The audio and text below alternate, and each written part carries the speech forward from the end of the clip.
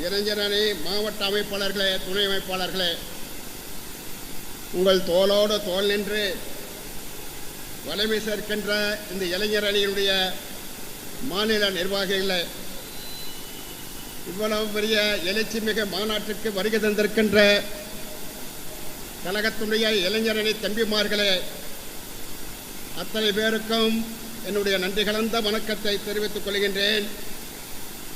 இந்த இளைஞரணி மண்டல நிர்வாகிகள் சந்திப்பு முதலில் திருவண்ணாமலையில் நடைபெற்றது, இரண்டாவதாக விருதுநகரில் நடைபெற்றது, மூன்றாவதாக கொங்கு மண்டலத்தில் இருக்கின்ற கோவையில் நடைபெற்றுக் கொண்டிருக்கிறது. இந்த 3 மாவட்டங்களில்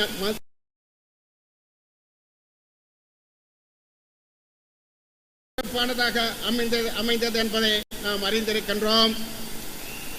வருகின்ற 2026ஆம் ஆண்டு பொதுத் தேர்தலில் இந்த மேற்கு மண்டலத்தில் இருக்கின்ற 39 சட்டமன்ற தொகுதிகளிலும் நீங்கள் எந்த நோக்கத்திற்காக இந்த மாபெரும் எழுச்சி இளைஞர்கள் சந்திப்பு மாநாட்டை நடத்துகின்றீர்களோ, கண்டிப்பாக நான் உறுதியாக சொல்கிறேன், இந்த மேற்கு மண்டலத்தில் இருக்கின்ற அனைத்து தொகுதிகளிலும் வருகின்ற பொது தேர்தலில் வெற்றி வகை சூடி உங்கள் காலடியிலும் தலைவர் காலடியிலும் சமர்ப்பிக்கின்ற ஒரு வல்லமை இன்றைக்கு நிறைவேற்றப்பட்டிருக்கிறது.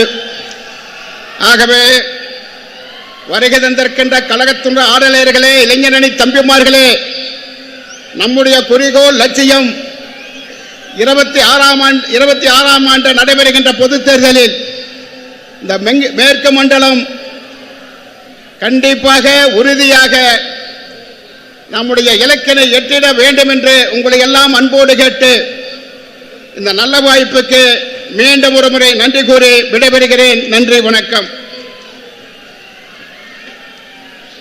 கழக இளைஞரணி செயலாளர் மாண்புமிகு தமிழ்நாடு துணை முதலமைச்சர் இளம் தலைவர் அவர்கள் சிறப்புரையாற்றுவதற்கு முன்பாக நன்றி உரை கூற வருகிறார்.